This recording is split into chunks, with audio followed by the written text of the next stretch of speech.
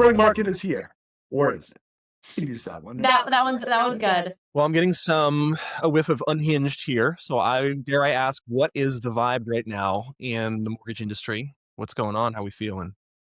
Cautiously optimistic makes sense. It's like optimistic, but there's a war going on that is really affecting global supply and inflation and all of these other things that are happening right now. Certainly preventing any interest rate drops right now. So that on top of a not great job market. So I don't think the vibes are great right now. I don't think the vibes are great right now. But I think we had a lot of forward momentum earlier in the year, and I think a lot of people are trying to hold on to that energy right now. So we're kind of in this like, I don't want to say delusional, but that feels almost right, of like, things are going to be fine. We're trying to hold on to that energy. We got a little whiff of it for sure. Yeah. And I think just at shows and all of that, right? I was at ICE's Experience. Yeah. And I'm about to head to Horizon for Dark Matter. Jim went to New Jersey MBA. And from my perspective, actually getting to interact with operational leaders and really our core clientele there. They're just trying to keep their heads down and do their jobs. Yeah. Right. And I think that's really where the operations set is at, is like, how do we improve processes now? Because eventually it's coming, right? So the people who are willing and are able and are ready to stay in the market, who aren't looking to sell, right, are saying, how can we invest in our business right now with our time to do a lot of the work that we don't have time for when we are at full capacity? Yeah.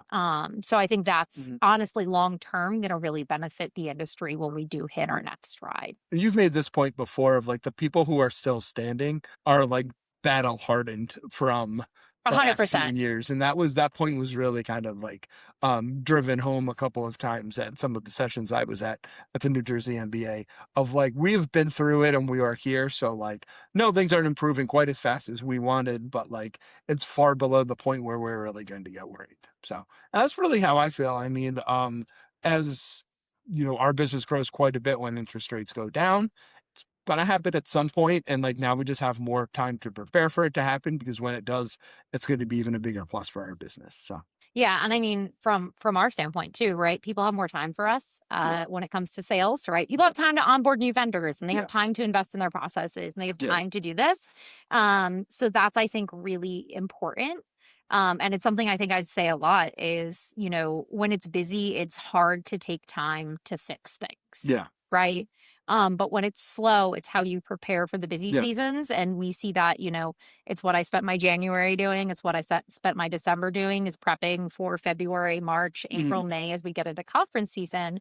And I think it's so important to remember that those seasons come in our business as well for the mortgage industry. Yep. And just understanding the cyclical nature of the business too, to your point, both in terms of like what it's like working in this industry, but also then interest rates being high, being low, spring markets, all of those things. There's a big seasonality to it.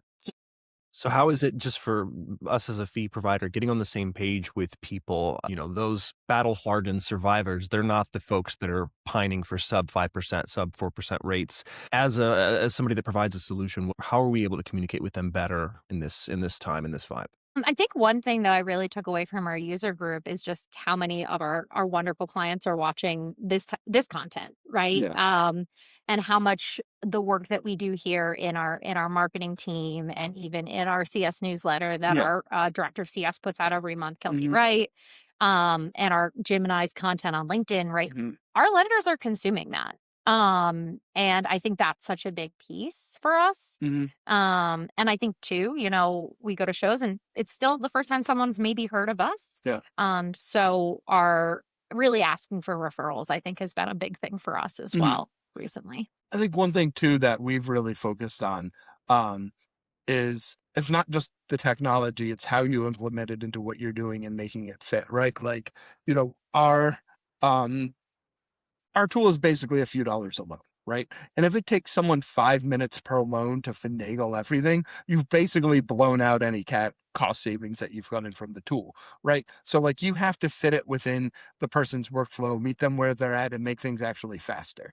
There's a lot of complaints around lenders saying we spend all this money on technology to lower our cost of loan, and it doesn't happen. What the hell, right?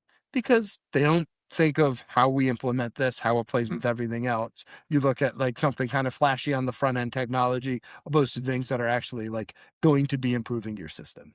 So that's, I think, the conversations that we're having now. That's just what we try to do when we're working with our lenders.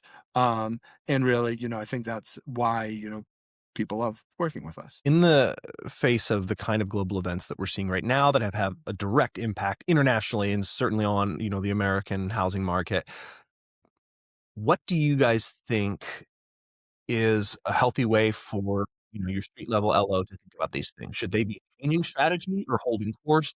How do these things impact them? And what do you think is a healthy long-term perspective on these things? Talk with your pricing team is, I think, Mhm. a big piece, right? You have these resources available to you. You should be using them. But more so than anything, I think if I'm an LO in this market, right, I think there's a lot of frustration for first time home buyers, which is Mhm. such a great market to kind of Yeah. attack, especially if you're first starting out. Is because like if you make a client, you can potentially make a client for life, Yeah. right? If you can make their first time home buying purchase so great that Yeah. they don't feel stressed and understand the process.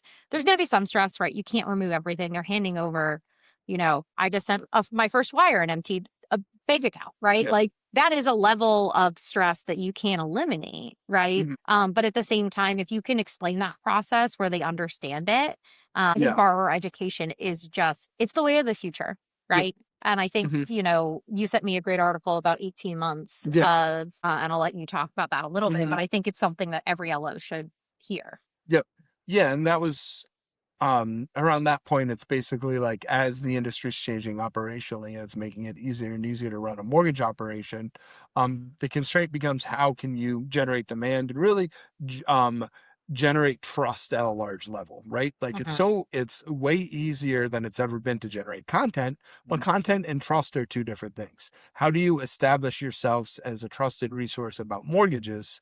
Um, that's ultimately going to be the constraint, because if you're able to do that, those are the folks who are going to be the winners, right? One of the points that Joe from AnnieMac was making at the conference, and this is a little bit of a tortured metaphor, but I think it actually um, works pretty well. Like my advice for loan officers would be to stay in contact with your clients, right? Like Mhm. this is a great time to continue to do that. And he was talking about how IMBs in particular don't treat their clients like lifelong customers. And he Mhm. said, so it's a massage metaphor. So that's why it's a little weird. But when you're getting massage, the strange part isn't when they don't like, they try to always have a hand on you during a massage, right? Because it's not when they're not touching you anymore, but it's when they put the hand back.